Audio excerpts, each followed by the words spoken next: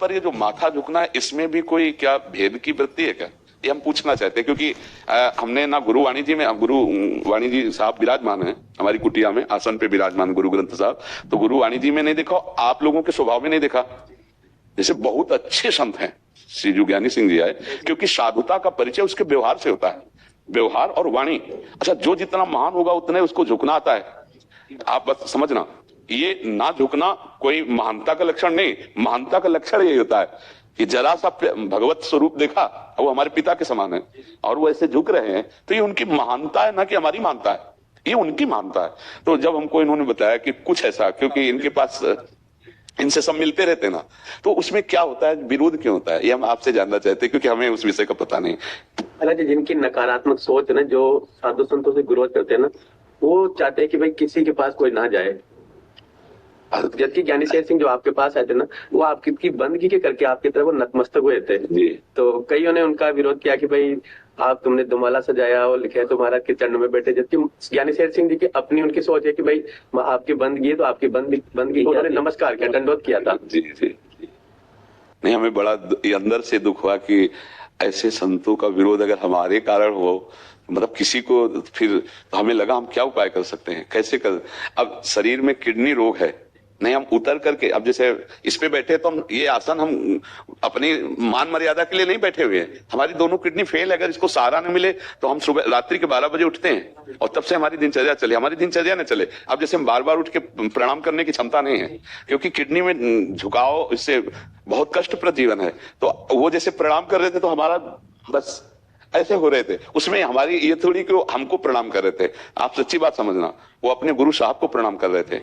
अगर घट घट में, वाणी जी कहती है कि हर घट में वो व्याप्त है, तो आपका सर उसी के लिए झुक रहा है, पांच भौतिक शरीर के लिए तो झुकेगा नहीं। हमारा सर झुके या आपका सर झुके, घट घट में जो व्याप्त है उसी के लिए सर झुक रहा है। हम ऐसा कभी नहीं चाहेंगे कि कभी ऐसे निर्मल संतों का विरोध हो, कभी नहीं, कभी नहीं। बहुत अच्छे संत। हाँ, नहीं ऐसे वो, हम कैसे तुम्हें बताए कि पता नहीं क्यों ऐसा विरोध, उनके प्रति ऐसा क्यों भाव किया गया।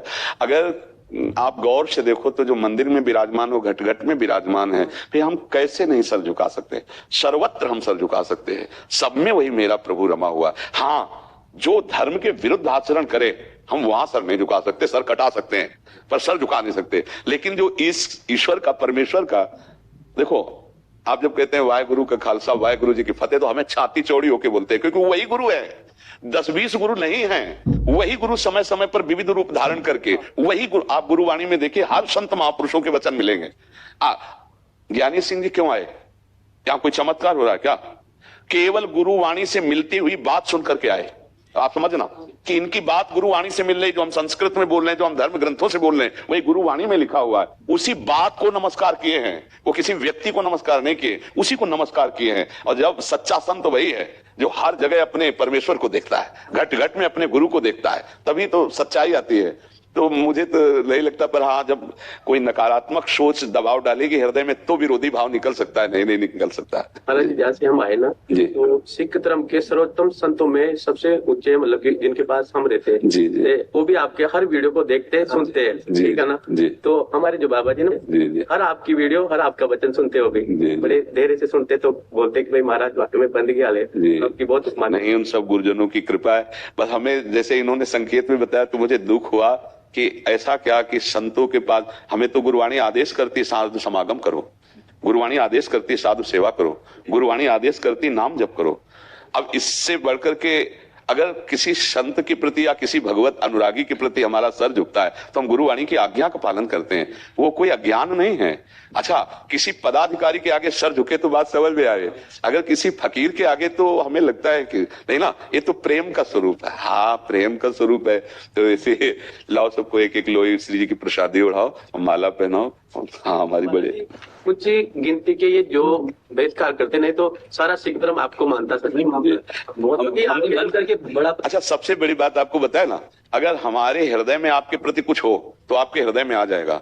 हमारे हृदय में कभी ऐसा नहीं आया कि ये सिख धर्म कोई और धर्म है, मेरी समझ में नहीं आया, क्योंकि वाणी जी, आचरण, मार्ग सब वही है, सब वही है। अंतर इतना है कि जैसे गुरुवाणी को भी उर्दू भाषा में लिखा गया, हमने सुना है, उर्दू भाषा में लिखा गया। गुरुवाणी तो क्या अगर कोई उर्दू भाषा में बोले तो वो शब्द नहीं होगा? तो हम संस्कृत में श्लोक बोलते हैं, गुरुवाणी में वही पदों में लिखा हुआ है, वही लिखा हुआ है, अंतर तो नहीं है ना। तो हमें लगता है कि समस्त शास्त्र और जितने भी ग्रंथ संत हैं, सबका मत एक ही आता है। अगर ऊंचाई से देखो तो ये बीच में जो राग द्वेष वाली नफरत वाली बातें अलग हटा दो, तो ऊंचाई में जब पहुंचो तो वो सब एक ही में आता है। भेद तो मिटाने के लिए हम इस मार्ग में चले हैं, अगर भेद बना रहा तो ठीक नहीं है, वो अभेद तत्व है। हम मंदिर में जिसको देख रहे हैं वही इसमें देख रहे हैं, वही चीटी में देख रहे हैं, वही नीच से नीच पुरुष में भी वही देख रहे हैं। अब जैसे संस्कृत में ये क्रूरापि पापिनो न च सताम संभाष्य दृश्याश्चये सर्वान् वस्तुतया निरीक्ष्य परम स्वाराध्य बुद्धिर्मम। जो क्रूर हैं, पापी हैं, दुष्ट हैं, नीच हैं, आचरण तो उनके ऐसे हैं, पर उनके हृदय में मेरा प्रभु विराजमान है। संस्कृत में कह रहे मेरा प्रभु विराजमान। तो वही वाणी जी गुरुवाणी में कि घट घट में जो रमा राम है वो घट घट में रमा, यही घट है, इन्हीं घटों में वो रमा हुआ बैठा हुआ है। तो हम यही देखने तो निकले। राग द्वेष लड़ाई झगड़ा ये तो अधर्म वाली वृत्ति है। जो अधर्म से चलते हैं उनके लिए खड्ग है, उनके लिए विरोध हमारा है कि हम झुक नहीं सकते अधर्म के आगे। लेकिन धर्म और भगवत मार्ग और प्रेम ये तो जितना झुकना आया उतना ही ऊंचा उठ गया। जैसे वाणी जी में आप देखिएगा तो जो पदों में पंक्तियों में लिखा है, शब्दों में लिखा है, वही संस्कृत में तृणादपि सुनीचेन तरोरियु सहिष्णुना अमानिना मान दे कीर्तनिया सदा हरि। बोले जो अपने को तृण से भी नीच समझता है और वृक्ष से भी अधिक सहनशील है, दूसरों को मान देता है, खुद मान नहीं चाहता, वही हरि भजन में आगे बढ़ जाता है, वही हरि भजन को प्राप्त होता है। तो हमें तो यही दिखाई दिया सब संतों में, सब महापुरुषों में। और हमें जितने अभी तक आपके परिकर के आए सिखजन, मुझे अपने भाई ही नजर आए, ऐसा ही प्यार मिला। जब आके प्यार दे, एक परिकर में आए थे, बोले हम तो मनाया कि आपकी आयु ठीक बढ़े और आपका रोग, और बोले हम प्रसादी वस्त्र लाए। बोलो ये प्यार का अपनापन नहीं है, ये अपनापन। बोले वहां से प्रसादी ला रहे हैं, वो जो स्वर्ण मंदिर वहां से प्रसादी। तो हमें तो पर हम ये जरूर पूछेंगे कि विरोध किस बात का होता है? अगर देखो ये हमारा मस्तक बिका हुआ मस्तक है। अगर हम गुरु साहब या भगवत भाव रखते हैं तो सब में वही विराजमान है, ये बात हमें सिद्ध करनी है। अखंड मंडलाकारम, संस्कृत अखंड मंडलाकारम व्याप्तम एन चराचरम तत्पदम दर्शितम एन तस्मै श्री गुरुवे नमः। अखंड मंडल में, चर अचर में, जड़ चैतन्य में मेरे गुरुदेव विराजमान हैं, जिन्हें परमेश्वर कहते हैं। जब वही सर्वत्र है तो फिर हमारे अंदर की नकारात्मक सोच नष्ट हो जानी चाहिए। नकारात्मक सोच, अगर साधु महात्माओं में भी एक दूसरे के प्रति नकारात्मक, तो मुझे समझ में नहीं आता कि फिर साधना में कुछ गड़बड़ी हो रही या अपने इष्ट को हम समझ नहीं पा रहे। क्या अपने गुरु साहब इष्ट देव एक सीमा में है? एक देखना पड़ेगा। क्या वो असीम नहीं है? असीम होता है परमेश्वर, वो एक सीमा में नहीं होता। सीमा में समझने के लिए कहा गया है, बकाया वो असीम है। चाहे गुरु नानक साहब के वचन पढ़ लीजिए आप, चाहे जितने बड़े महापुरुषों के पढ़ लीजिए, वो एक भी बात कहते हैं कि नाम निरंतर चले, साधु संग साधु सेवा हो और सब में अपने प्रभु का दर्शन करे। ये हमने बातें पाई गुरुवाणी जी से। चाहे जहां जाओ, तुम मंदिर कभी जाओ ना जाओ, पूजा कभी करो ना करो, नाम चल रहा है, संत समागम, संत सेवा हो रही, और सब में उसी को रमा हुआ देखो तो अपने आप मुक्त हो जाओगे, अपने आप परमेश्वर को प्राप्त हो जाओगे, अपने आप फतेह हो जाएगी माया से, काम क्रोध लोभ मोह मद मत्सर से।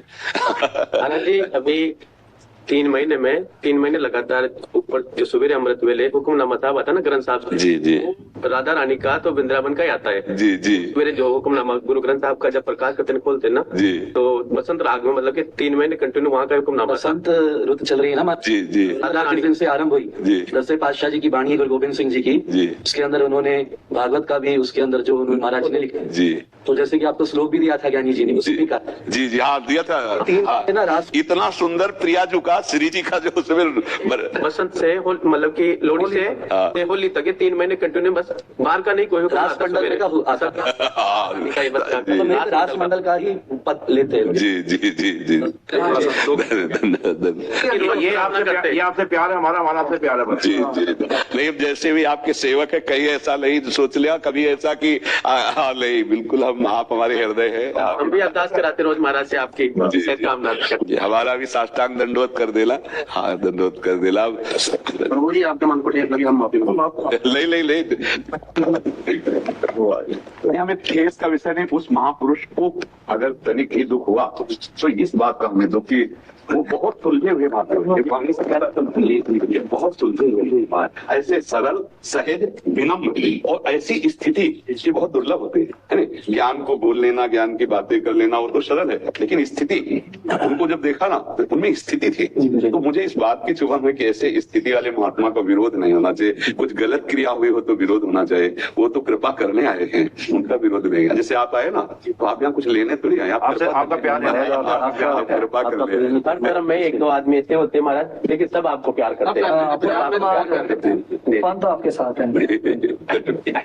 बहुत अच्छा लगा महाराज जी, जल्दी जल्दी बोलो धन्यवाद आपका, आपने अपना कीमती टाइम दिया हमें। वाहेगुरु का खालसा, वाहेगुरु जी की फतेह।